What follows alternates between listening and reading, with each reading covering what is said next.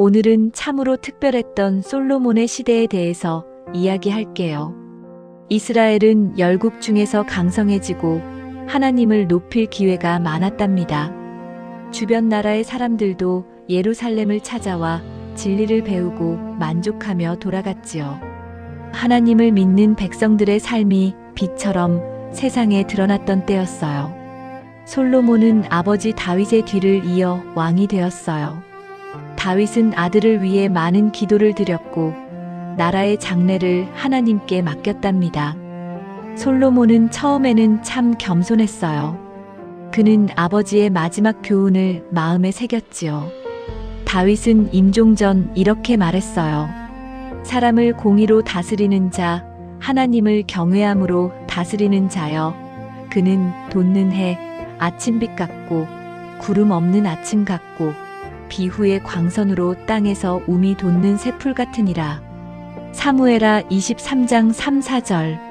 솔로몬은 이 말씀을 깊이 새기며 왕으로서의 책임을 감당하려 했답니다. 하지만 그는 스스로의 부족함을 잘 알았어요. 그래서 하나님께 지혜를 구했지요. 나는 작은 아이라 출입할 줄을 알지 못하오니 지혜로운 마음을 종에게 주사 주의 백성을 재판하게 하옵소서. 열왕기상 3장 7절에서 9절. 얼마나 겸손한 기도였을까요? 하나님은 그 기도를 기쁘게 들으셨어요. 내가 너에게 지혜롭고 총명한 마음을 주노니 네 전에도 너와 같은 자가 없었고 너 후에도 너와 같은 자가 없으리라. 열왕기상 3장 12절. 하나님께서 지혜와 총명을 주실 뿐 아니라 부와 영광까지 함께 주셨답니다. 왜 그랬을까요? 바로 하나님은 솔로몬의 마음을 보셨기 때문이었어요. 그는 권세를 구한 것이 아니라 백성을 잘 다스릴 분별력을 구했기 때문이었지요. 그 결과 솔로몬의 지혜는 온 세상에 알려졌어요. 두 여인이 아기를 두고 다투던 재판 사건을 기억하시나요? 솔로몬은 진짜 어머니를 가려내는 놀라운 판결을 내렸지요. 성경은 이렇게 기록합니다. 온 이스라엘이 왕을 두려워하였으니 이는 하나님의 지혜가 저의 속에 있어 판결함을 봄이더라. 열왕기상 3장 28절. 사람들은 솔로몬의 지혜가 하늘에서 왔음을 인정했어요. 솔로몬은 자연을 연구하는 것도 참 좋아했어요. 나무와 꽃, 짐승과 새, 물고기까지 연구했답니다. 저가 잠언 3천을 말하였고 그 노래는 1500이며 레바논 백향목부터 들에 나는 우술초까지 또 짐승과 새와 기어다니는 것과 물고기를 논하였더라. 열왕기상 4장 32, 33절. 그의 지혜는 학문과 문학, 음악까지 뻗어 있었지요. 하지만 무엇보다도 그는 하나님의 말씀을 지혜의 근본으로 삼았어요. 여호와를 경외함이 곧 지혜의 근본이요. 시편 111편 10절. 이제 솔로몬은 아버지 다윗이 평생 꿈꾸었던 성전 짓는 일을 맡게 되었습니다. 다윗은 성전을 준비하다가 하나님께서 그 일을 아들에게 맡기시리라는 말씀을 받고 순종했지요. 그래서 모든 재료와 설계도를 미리 마련해 두었답니다. 솔로몬은 그 아버지의 뜻을 이어받아 성전을 건축했어요. 7년 동안 예루살렘은 일꾼들로 붐볐답니다. 크고 귀한 돌로 기초를 놓고 레바논에서 가져온 백향목을 다듬어 웅장한 건물이 세워졌어요. 놀라운 점은 건축이 진행되는 동안 성전에서는 망치나 도끼 소리가 전혀 들리지 않았다는 거예요. 돌은 미리 채석장에서 다듬어 가져왔기에 성전 건축 현장은 거룩한 침묵 속에서 진행되었지요. 두로 사람 후람이 이 일을 도왔어요. 그는 금과 은, 동과 철, 나무와 보석까지 다루는 솜씨가 뛰어난 장인이었지요. 성전 안의 기구들은 모두 정교했고 순전한 금으로 빛났습니다.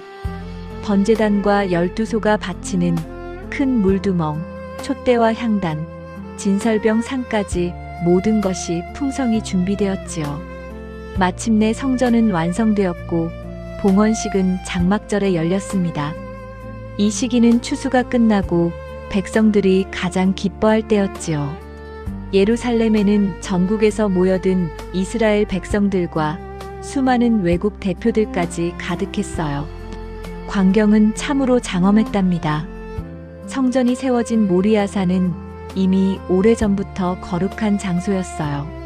아브라함이 아들 이삭을 번제로 드리려 했던 곳이었고, 다윗이 하나님께 묻지도 않고 인구조사를 했기에 그것을 심판하기 위해 나타난 천사의 칼을 멈추게 해주십사 제사를 드렸던 자리였지요.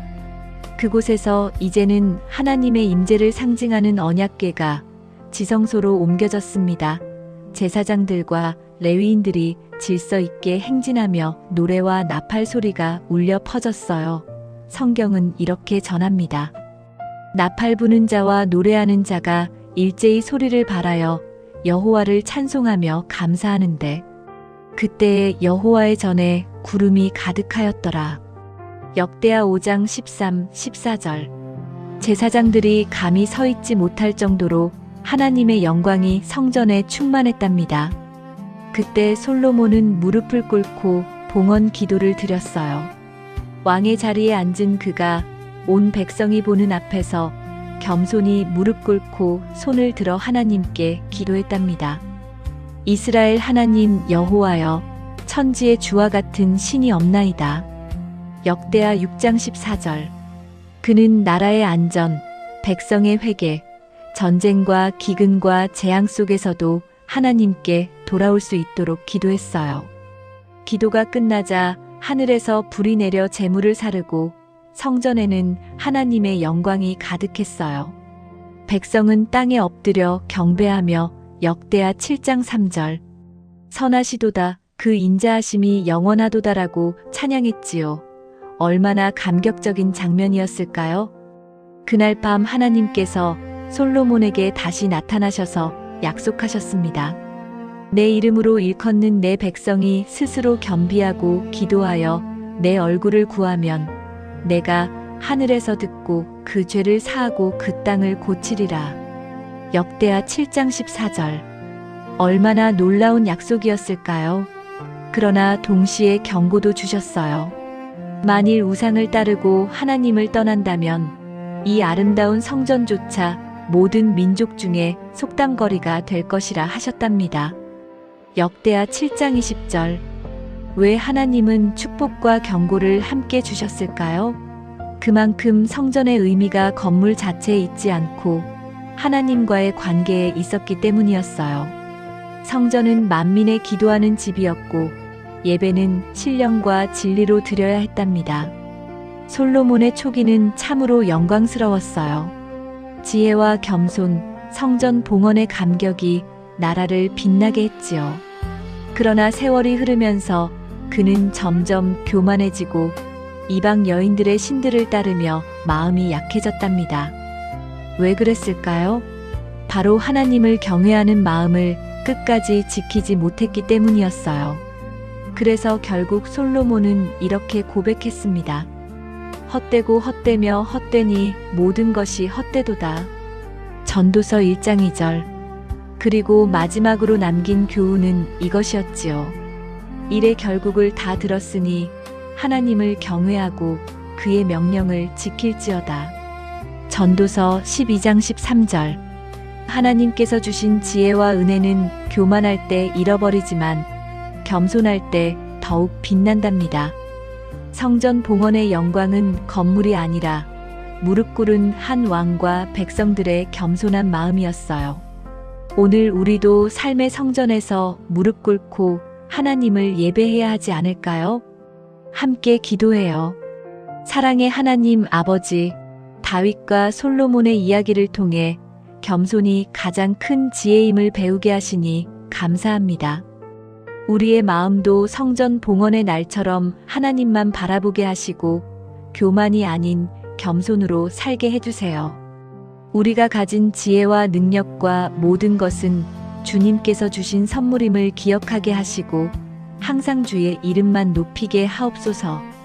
예수님의 이름으로 기도드립니다.